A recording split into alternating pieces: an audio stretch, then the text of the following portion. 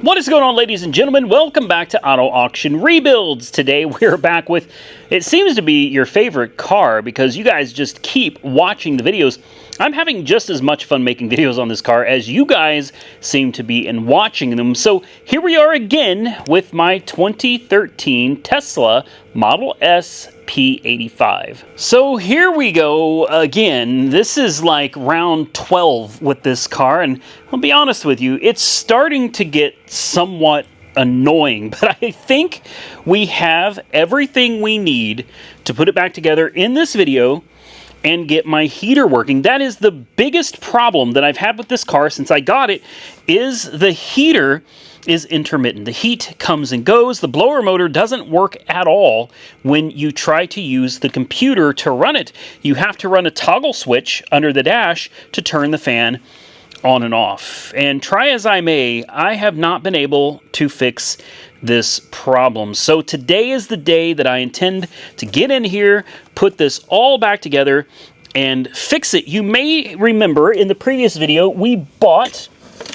a used OEM PTC module for this car. This is basically the heater, and this is a unit that would have come with this car originally. This unit is from a 2014 P85D. So used unit, but the seller claims that it works. What we pulled out of the car was not what I thought we were going to find. What we pulled out was this module right here. This is a Gen 3. This is the latest PTC heater that you can get.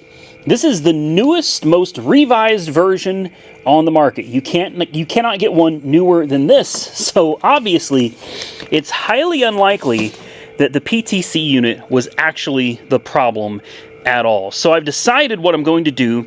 So I'm going to put this back in. So all the work I did to tear this apart was for nothing.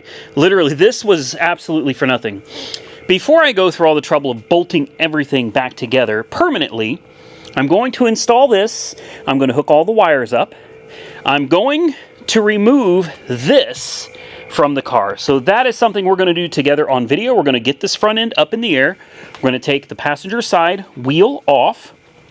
Then we're going to get in here to the fender liner, pull it out, and we are going to disconnect and remove the entire DC to DC converter, because I suspect this has been our problem all along.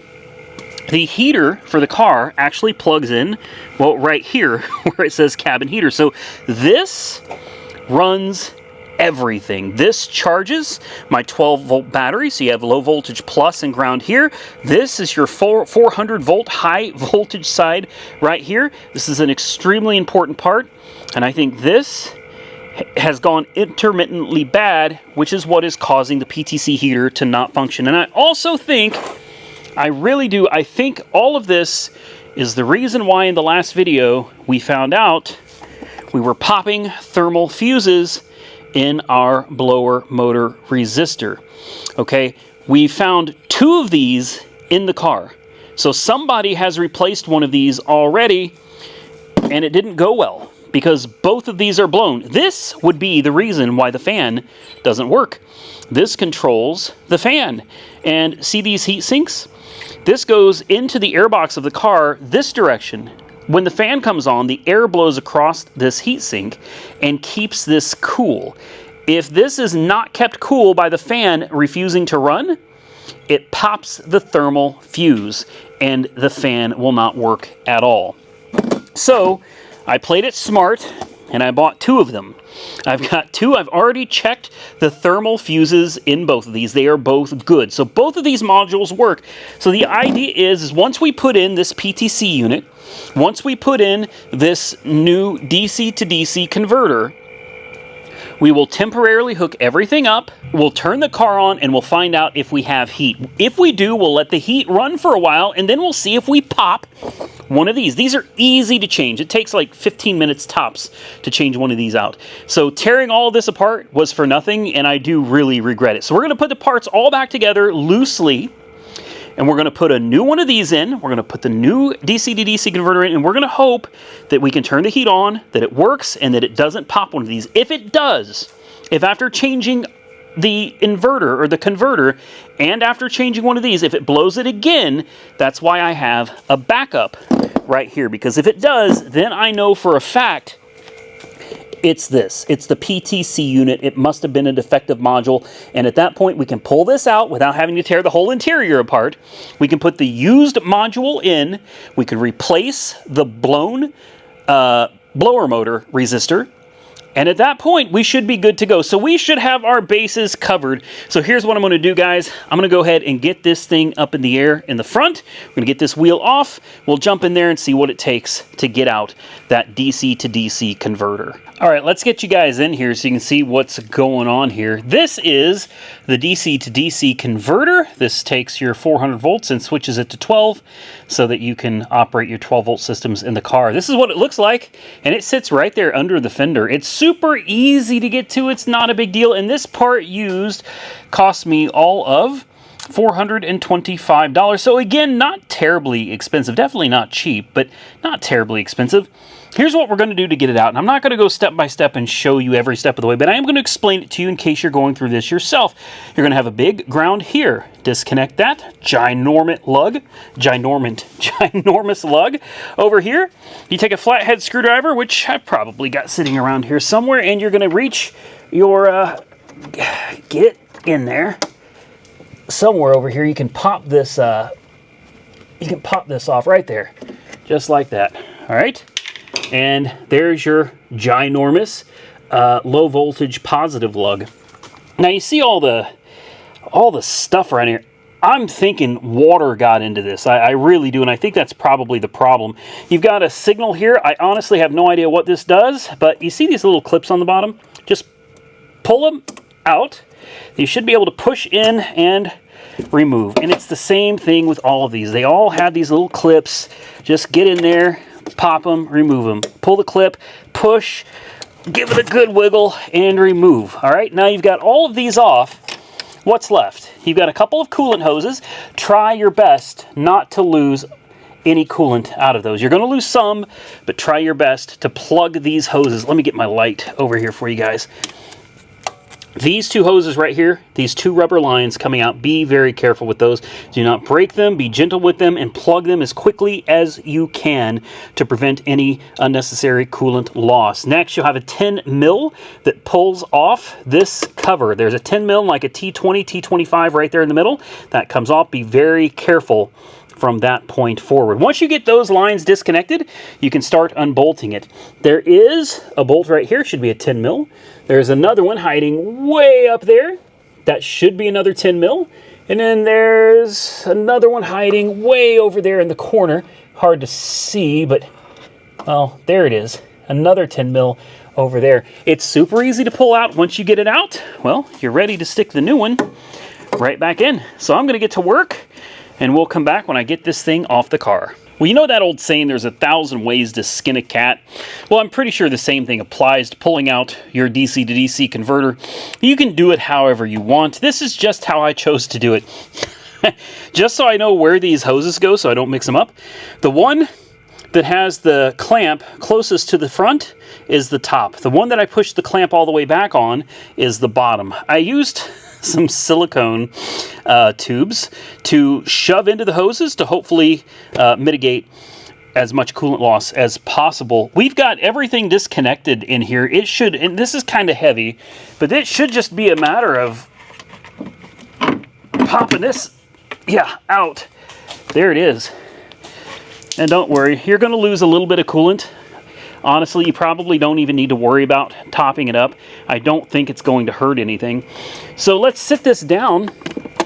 And one of the most important things when you're comparing your converters is to probably make sure that you've got the right one. So obviously, this is the original one to the car. And I know that because the bolts were all marked. They have these marks that went straight across the bolts and on here. This has never been touched. So this is most likely original.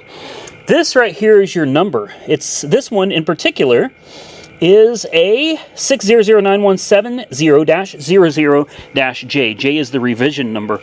This one is a 600917-00-J.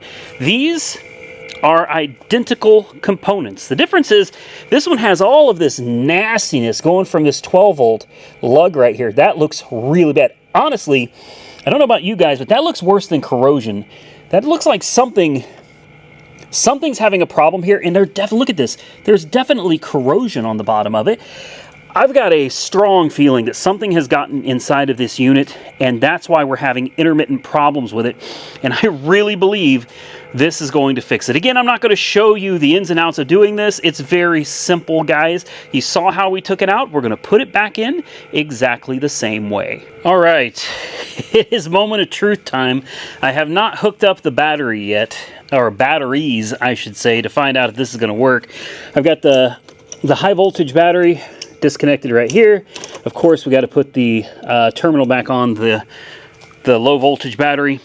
Down here, everything is hooked up temporarily.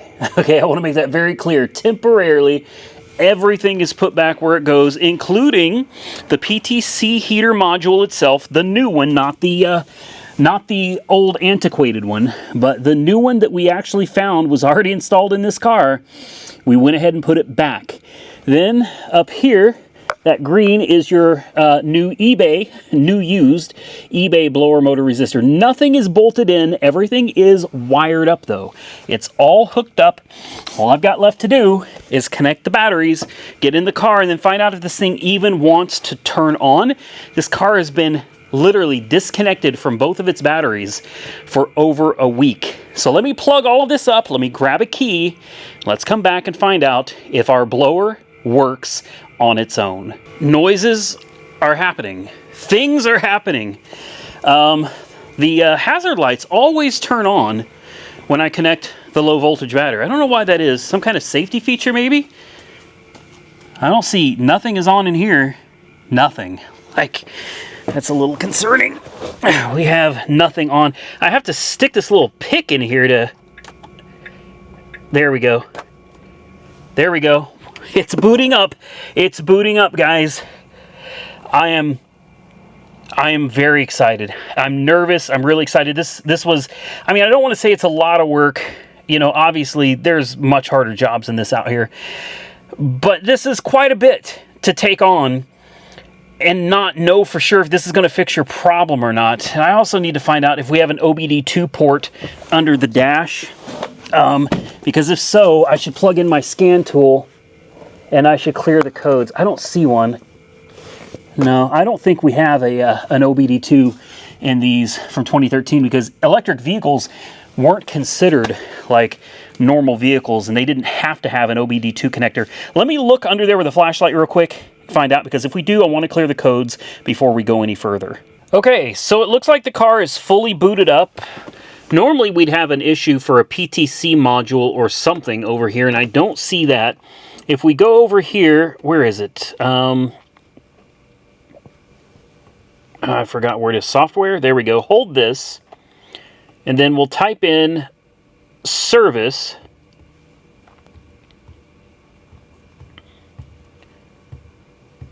This should put us into service mode, and let's find out if we have any codes. We do TPMS, immobilizer, no feedback from the shutter, floor duct sensor. Oh, I've got that unplugged. Crap. I forgot to plug that back in. Yeah, there's a floor duct sensor that I left unplugged. Great. That's probably going to be a problem. Let's get out of service mode. Let's close these alerts. And can we exit service mode? And let's just try the heater once we get out of service mode here. All right, are we ready?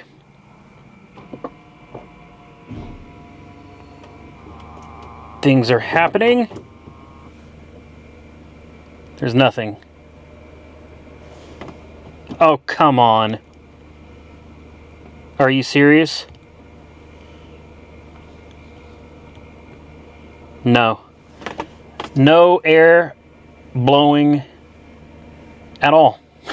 We have the same problem that we had before. Everything is working. I can hear the air compressor. Everything seems to be on. Nothing is blowing. So before we blow another thermal fuse, we should probably shut all of this down. Sometimes it really helps when you remember to put things back the way you got them. I'm hoping that I found the problem. Remember, I had the cabin fan, the heater blower motor, air conditioner blower motor, whatever you want to call it.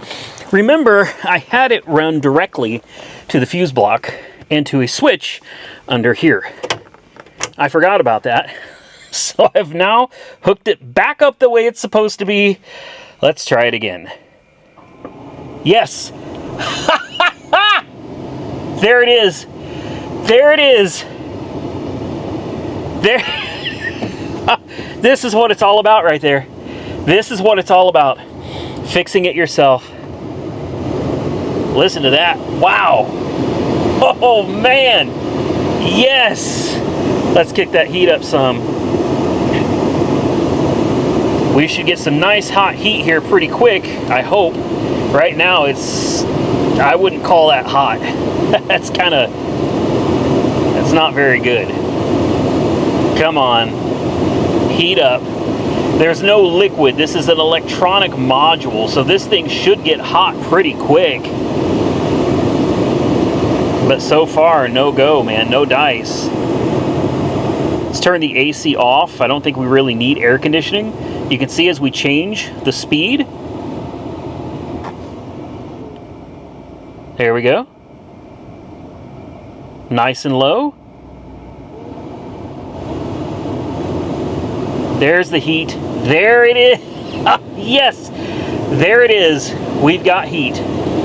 It took it a little while to warm up, but man, there we go. Let me go grab an infrared thermometer. So let's see what things in here are. What the temperature of things in here are at. About 64, 65 degrees. All right, good deal. Let's see what the temperature is coming out of these vents in here. Have I got this turned up all the way? I do. 122, 23, 126, 31, 136.5 degrees. Guys, I am so freaking happy right now. I can't even put it into words, man. I'm so happy. I'm so happy. Let's try putting it on auto, and let's turn the temperature down to air conditioning. We'll kick the air conditioning on, give it a second, make sure. Oh wow! And then we'll put the infrared thermometer up there. Give it just a minute. Remember, it's clearing out all of that exceptionally hot 136 degree air that was blowing through there. So now we should have full blast cold air conditioning. Let's go ahead and try it now and see what it's at. 68, 76, 78, 75, 66. It's getting colder. We're gonna have to let it, oh wow, there it goes. There it goes. Give it just a couple minutes to clear all that heat out of there. Look how fast it's cooling down now. We're already down to 60 degrees and getting colder. All right, guys, we are down to literally freezing temperatures, 32 degrees.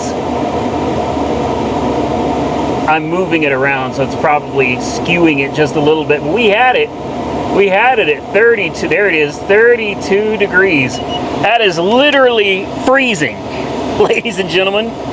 So I'm not ready to say that we've got this licked yet. This thing could pop again at any given moment. So what I'm going to do is I'm just going to turn it back to auto. I'm going to let it sit here at about 80 degrees, which should be more than what most people are going to want their cabin heated up to. I'm going to let this run for a little while, guys. I've got my trusty auto fix in here. I was able to get into the Tesla computers with this diagnostic tool. There is an OBD port under the dash, thankfully. So I was able to get in here. I was able to clear everything out. There are no codes currently. We've got everything working. I'm going to let it run for just a little bit, maybe 10-15 minutes, just to verify that nothing's going to pop. And as long as everything's good, guys, I'm going to button this back up. Button it up. This is going to take a while, but I'm going to put it all back together, and we're going to come back when I'm done and find out if we're good to go. Well, we've got some great news, guys. You can take a look at this screen here and you'll see diagnostic trouble codes, 0. Everything has passed with no faults. That's a first time for that since I've got this car. I've already ripped out all of the custom wiring and the custom switch that I installed. Currently, I'm running a process on this called coolant purge. As you may have noticed, we disconnected some coolant lines at the DC to DC converter, and because of that I was afraid there's probably air introduced. I mean, not probably, guaranteed there's air introduced into the system. I was able to check the coolant level. Coolant level looks good. It's still full where it needs to be. We didn't lose very much. If you're wondering where the coolant is, well, it's right here. So I have this on a 15-minute coolant purge. It's going to run the coolant pumps at full speed, maximum RPM. It's going to switch the diverter valves, open and close, back and forth to different modules that the coolant hoses run to, and that should purge all of the air out of the system. It takes about 15 minutes to do this service, so while it is doing its thing, I'm going to continue doing mine. Obviously, I've got to get under here and I've got to put all of this stuff back together. I'm satisfied that everything is good now, so we're going to button this thing back up, and I don't know. I drove the ELR here, but I'm actually thinking about driving the Tesla here. I love the ELR. This is like one of my most favorite cars ever today. You guys know I change my mind like most people change socks. But I might drive this one home today. I'm so happy to have it back together, have the heat working. Well, not back together yet, but have the heat working. Here soon, we're going to need to come back. We're going to need to address this. This is an upgraded backup camera for this car, and I've got some 3M heavy-duty mounting tape. This is what is recommended, I guess, by Tesla for this car. To get to the rear view camera, it is not easy. This is going to be a... It's going to be a chore. The camera sits right here, which looks easy enough. No, it's not. To get to it, you got to take this whole, what do they call this? An applique, something like that. You gotta. It's held on with like a couple screws and glue. So you got to get under here, and you got to take all these screws out, more screws, and then you got to heat this up, and you got to pry this off. And once you do that, you got to come in here, and you got to take all of this trim. All of this has to come off. And then, well, once you do that, you've got to get this whole black piece off, and I think it's held on with some adhesive too. And then you can finally get to the 2 screws that hold on this silly little camera that doesn't work. Also, one of the other things that's bothering me is since I got these wheels came with brand new TPMS sensors. They're already supposed to be programmed and ready to go. Unfortunately, the car has yet to acknowledge them. So I've got a constant error on my dashboard for the PTC, for the TPMS sensors not functioning. I may have to take this in to Discount Tire or something like that and see if they can activate them. That's my guess, is somebody forgot to activate them. I already went through the procedure in the car to add them. You just push the TPMS reset button and it should automatically relearn as soon as you start driving. I've done that like 5 times. The car is not learning. So either the car has gone stupid, which I don't think it has because the TPMS sensors work on those wheels. They don't work on these. So I think somebody forgot to activate the sensors. I don't have any tools to do that, so we'll probably have to take it in and get that done. Let me button up this car, let it finish what it's doing, and we'll come back and make sure everything works once I'm done putting it all back together. Well, ladies and gentlemen, I think we're done. We're not completely, but we're done enough to call it a night. I've got the entire car put back together. We're going to try out the heat. We're going to try out the air conditioning. We're going to make sure everything is working. It's back on the ground. It presents like it's supposed to, so that's good news. Here's the interior, all put back together. Glove box, all the trim, just like it's supposed to be. I'm going to tell you something. Don't ever start a project and walk away from it for a week or more. Don't do it. It took me quite a while to figure out where all the nuts and bolts went. Eventually I figured it out, but it was a little more painful than it should have been had I just gotten this done quickly and not procrastinated. So the car is off. Oh, the climate's already running. It's already on, but it literally says right here, car off. So I guess the climate starts automatically when you get in the car. How nice. Oh, thank you. Let's crank this up to high. We've got the heat on high as it goes. Let's double check, and it's probably going to want to come out of the floor, right? Let's turn it off of auto. Let's force it to come out of the vent without air conditioning. We're going to give it just a couple minutes, because right now it's blowing out kind of cool. Don't make me do this again. Please don't make me tear into this and do it again. Hopefully that PTC module is good. You'll notice there's no red asterisks up here, no exclamation marks, nothing telling us that we have any warnings, and there's nothing on the screen here showing us any warnings either, that's unusual, because normally it would be complaining about the TPMS sensors. Let's put the brakes on. The car starts. We should get that warning now. Yeah, there we go. Tire pressure monitoring system fault. And then if we come over here now, we have that red exclamation mark, and it is for MCU, tire pressure monitoring system fault. I'm going to have to go get that taken care of, guys. The heat just came on nice and high. That is already very hot. That's hotter than I need it to be. We could probably turn the fan up. Very nice. I think it goes up to 11. Wow. Yeah, good Lord have mercy. Yeah, that thing is blasting heat. We can turn that down just a little bit, I think. That's a little on the high side. Let's put it down on 70. That's about where I like it anyway. 70 degrees.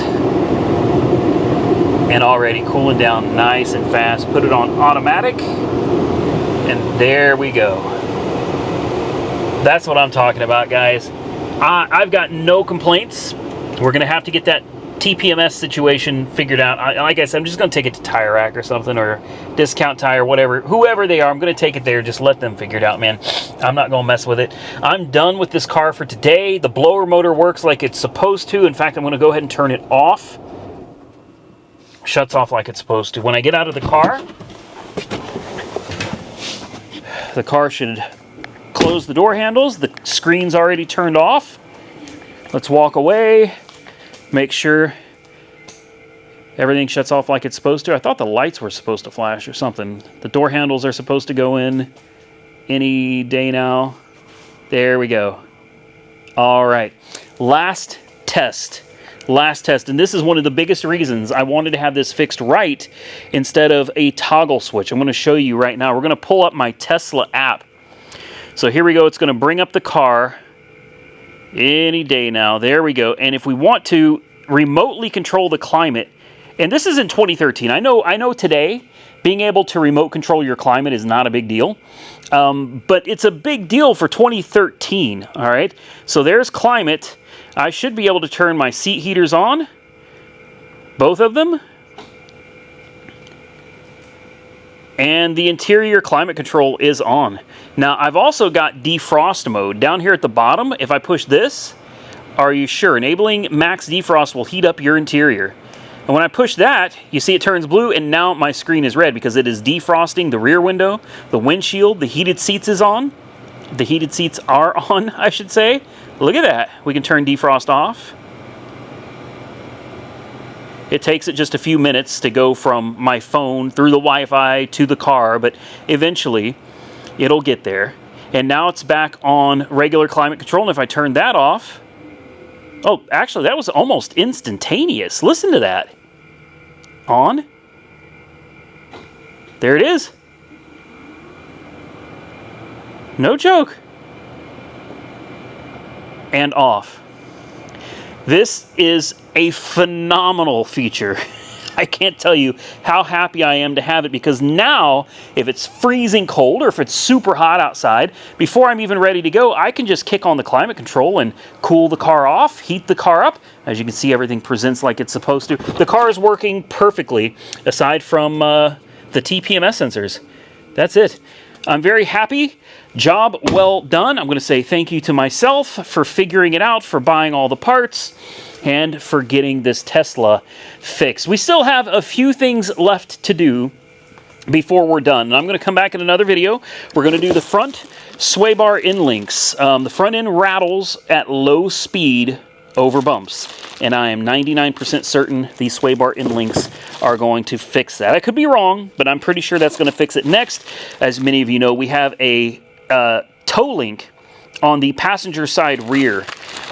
This toe link has a bad bushing, and it's causing my rear wheel to flex, basically side to side when I'm accelerating and decelerating, which makes the car feel like you're kind of driving on ice. It's a ton of fun. And then, of course, we've got the bolt, because we're going to have to cut the through bolt for the toe link off, because Tesla installed it backwards. So we're gonna have to cut that off. And then once we're finished with all of that, we've also got the backup camera to contend with. I broke the backup camera when I high pressure washed the car. My camera on this car has a crack in the case somewhere. I don't remember where it is, but somewhere on my case it's cracked. And when I sprayed it with high pressure a wand at a car wash, well, it fried it. So we're going to have to go in and do that too. So stay tuned. We've still got more work to do to the Tesla before it's finished. But I'm here to tell you guys, for 270 whatever thousand miles it's at now, this car is just getting better and better. We are closer and closer every time we make a video to having this car where I want it to be, so that I can just drive it and enjoy it. Not bad for $7,800. I've got $425 into that silly part there. The PTC heater, I guess we have a spare. There's nothing wrong with having spare parts. I bought this for like $138, so no big deal there. All of these parts, the toe links, sway bar links, and everything, probably $150 to $180. The most money I spent on this car, truthfully, was on the wheels and tires. Those are Pirelli all-season 50,000 mile tires. They're specifically tuned for low rolling resistance. They have a very specific tread compound for electric vehicles. Those Pirellis were very expensive. The wheels were like $200 or less a piece, but the tires are what ended up costing a lot of money. So I've got over $2,000 into the wheels and tires on this car. But aside from that, really, I haven't spent that much on the car. And aside from a few quirks here and there, it's been very good to me. Before we get out of here, just in case you've forgotten, I do have this 2016 Cadillac ELR that was recently gone through at the dealer. So hopefully you guys enjoy the content on the Cadillac ELR. It's a very rare car. Less than 3,000 of these things made ever. It was made in 2014 and 2016. No 2015 model year. You got a 14 or a 16. Mine is a 16, which means it's as upgraded as you could get in one of these. And I stole this thing for $12,500. Didn't take a whole lot to put it all back together either. Very little out of my own pocket to fix anything, because thankfully this car still has a Cadillac warranty. In case you're not interested in any of that stuff, hopefully you're interested in high-performance gasoline car stuff, because here we have a Smithing Performance 383 stroker that's close to 500 horsepower. It's like 490 horsepower. This thing is a monster. Absolute beast. We're going to be putting this in my 87 Monte Carlo SS. And here is the transmission that's going to be mounted up to it with a Thor converter. This is a monster transmission, 204R. This is a stage 3. This, I think, is as good as it gets, guys. This thing's supposed to be able to handle 500 horse. That thing is 490 horse, so ought to be a whole lot of fun in that Monte Carlo. So stay tuned for that. We got gas car stuff. We've got full electric car stuff. We got hybrid car stuff. And if that's not enough for you, well, there's one more thing. I bought a Bentley. A 2008 Bentley Continental GT convertible, and no, not with the V8, with the W12 twin turbo, and I stole it. I got it crazy. No, I got it stupid cheap. And I'm sure we're going to find out why when the car gets here. It's already on its way. It should be here anytime, so video coming out on that soon. It's my first, like, real exotic. I mean, I did have an Aston Martin Vantage, V8 Vantage.